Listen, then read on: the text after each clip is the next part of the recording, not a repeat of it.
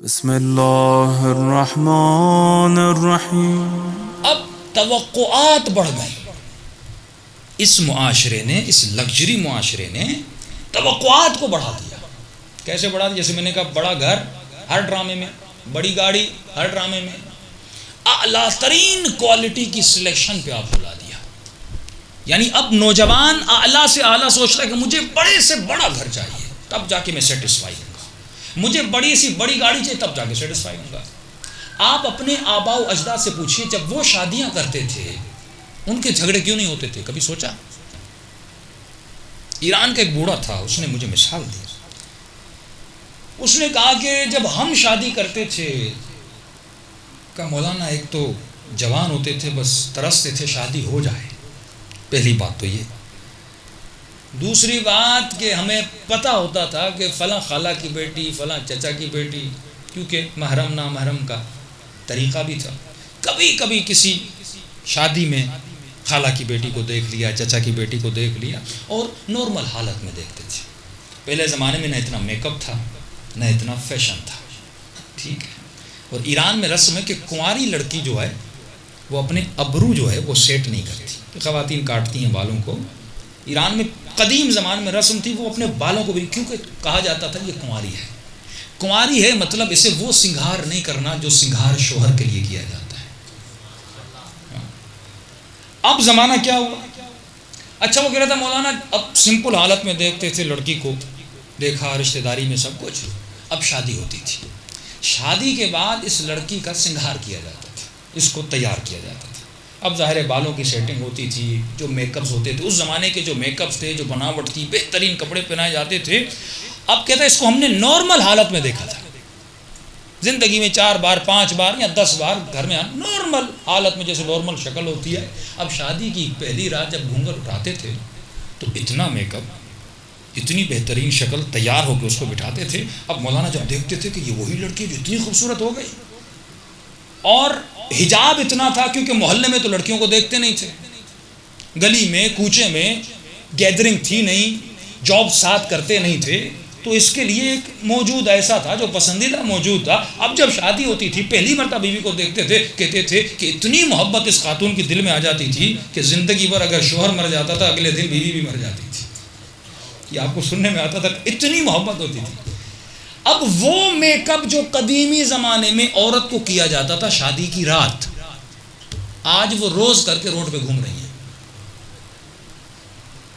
وہ make up جو شادی کی رات کا میک اپ تھا، وہ دولہا جو خود کو شادی کی رات سجاتا تھا، آج وہ خاتون ہر روز وہ میک اپ کر کے روڈ پہ نکلتی ہے۔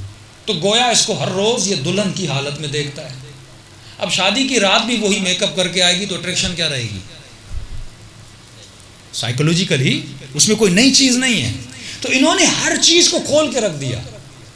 تو انسان مثال کے طور پہ آپ 40 دن سیب بھی کھائیں گے، کہیں گے مجھے چینج کرنا ہے۔ ہر انسان نئی چیز کو پسند کرتا ہے، وہ چاہتا ہے چیزیں اپڈیٹ ہو۔ انہوں نے اتنی ویرائٹیز کریٹ کی۔ یہ خوبصورت سے خوبصورت ایکٹریسز کو ڈراموں میں دیکھتا ہے، فلموں میں دیکھتا ہے، اس کی توقع بڑھ جاتی ہے۔ اب اس جوان کے ذہن میں وہی ایکٹریس بیٹھی ہے، اس جوان کے ذہن میں وہی خوبصورتی بیٹھی ہے، جو خوبصورتی معیار اس کے لیے بنایا گیا کہ خواتین، اب یہ خواتین کی طرف بھی آتا، وہی معیار بنائے۔ اب جب یہ سلیکشن کے لیے جاتا ہے، اس کی ماں، اس کی بہن اس کو 10 فوٹو دکھاتی، کہتا نہیں مجھے وہ چاہیے۔ اب ویسی اللہ نے ہزاروں تو نہیں بنائے، کم ہے۔ اب یہ شادی نہیں کرتا، یہ کہاں جاتا ہے؟ فساد کی طرف جاتا ہے، یہ نامشروط تعلقات کی طرف جاتا ہے کہ میں شادی کر نہیں سک رہا، خود کو سیٹسفائی تو کروں۔ یہ جوان اپنی زندگی کو تباہ و برباد کر دیتا ہے۔ دوسری طرف خواتین ہیں، خواتین کو ٹی وی میں ایسا میک اپ کر کے دکھایا جاتا ہے، یہ خاتون کہتی ہے مجھے ایسا بننا ہے، یہ احساس کمتری میں چلی جاتی ہے، یہ کہتی ہے میں خوبصورت نہیں، پھر یہ جاتی ہے کبھی ناک کٹوا کے آتی ہیں، مجھے اپنا ناک فلاں ایکٹر جیسا بنانا ہے، کبھی ہونٹوں میں سوئیاں لگا کے آتی ہیں، مختلف فیشن کے طریقے، یہ اپنی شکل اس جیسی بنانا چاہتی ہے۔ یہ بڑی اس پہ ریسرچ ہے کہ وہ سوچ دے رہے ہیں آپ کو، یعنی جو شکل خدا نے اس خاتون کو دی ہے، یہ اس شکل سے نفرت کرنے لگتی ہے کہ مجھے ویسی شکل بنانی ہے۔ یہ وہ سسٹم یزیدی ہے، یہ وہ یزید کی آئیڈیالوجی ہے۔ 70 سال ممبر سے مولا کو برا بلا کہا گیا، اس کا رزلٹ تھا کربلا۔ مت سوچی کربلا ایسے بنی، اتنی نفرت کہ پتا چلا یہ علی کی بیٹیاں ہیں، پتھر مار رہے ہیں۔ یہ نفرت اس بچے کے ذہن میں آئی کہاں سے؟ یہ نفرت شامیوں میں آئی کہاں سے؟ ارے جو مر چکا، اس جسم میں سانس بھی نہیں ہے، کہ حسین کے جسم کو نکال کر لا اور اس پہ گھوڑوں کو دوڑانا ہے۔ یہ نفرت ڈالی گئی۔ یہ اس کا میڈیا اتنا اسٹرانگ تھا، اس نے مسجد کو استعمال کیا، اس نے ممبر کو استعمال کیا۔ آج ہم ممبر اور مسجد تک محدود ہیں، وہ میڈیا کو استعمال کر رہا ہے، وہ فیس بک کو استعمال کر رہا ہے، وہ ٹی وی کو استعمال کر رہا ہے، وہ تمہارے نیشنل ٹی وی کو استعمال کر رہا ہے تمہاری نسلوں کو خراب کرنے کے لیے۔ سوال یہ ہے کہ شیعہ قوم کیا کر رہی ہے؟ ہم بس اسی پہ لگے ہوئے ہیں کہ فلاں غالی ہے، فلاں مقصر ہے۔ ہم ایک دوسرے کو برا بھلا کہنے میں لگ گئے اور دشمن ہمارے بچوں کے ذہنوں کو چرا کر لے گیا۔ واللہ یہ مجلس نعمت ہیں، یہ برکت حسین ہے، لیکن سوال یہ ہے تم اس مجلس کو استعمال کیسے کرتے ہو؟ امام بارگاہ آپ کو اللہ دیتا ہے، سوال یہ تم امام بارگاہ کو یوز کیسے کرتے ہو؟ یہ کاپی خدا مجھے دیتا ہے، سوال یہ اس کاپی میں لکھتا کیا ہوں؟ یہ موبائل خدا مجھے دیتا ہے، اس موبائل کو استعمال کیسے کرتے ہو؟ یہ جسم خدا نے تجھے دیا، سوال یہ جسم کو تو استعمال کیسے کرتا ہے؟ تو اس کو پازیٹیو وے میں یوز کرتے ہو، اس کو نیگیٹو وے میں یوز کرتے ہو، یہ اختیار تجھے دیا۔ اور انسان اپنی قدر و قیمت کو جان۔ کل میں نے عرض کیا تھا واحد ایک لذت ہے، وہ معجزہ ہے جو خدا نے شیعہ قوم کو دی ہے، وہ لذت ہے حسین کی عزاداری کی لذت۔ کسی کو یہ لذت نہیں ملی۔ میں اور مجالس میں ڈیلی آپ کو پتہ ہے دیر بھی ہو رہی کیونکہ مجالس ہیں ہی اتنی زیادہ کہ میں دیر سے پہنچتا ہوں۔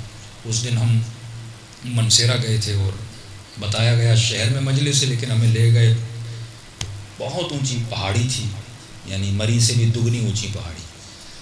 چلو وہ سفر تو مشکل تھا، لیکن اس پہاڑی پہ جب پہنچے تو میں نے کہا یہ شیعہ تو آسمان کے بڑے قریب ہیں، ان کی روح نکلے گی تو اس کو سفر بھی زیادہ نہیں کرنا پڑے گا، اتنے قریب تھے۔ لیکن خوشی کی بات یہ تھی اس پہاڑی پر بھی خدا نے علی کے عاشقوں کو بٹھا دیا ہے۔ آپ پریشان ہو جائیں گے۔ اور جب لاؤڈ میں آواز گونجتی تھی تو ہر پورے پہاڑ میں حسین حسین کی آواز تھی۔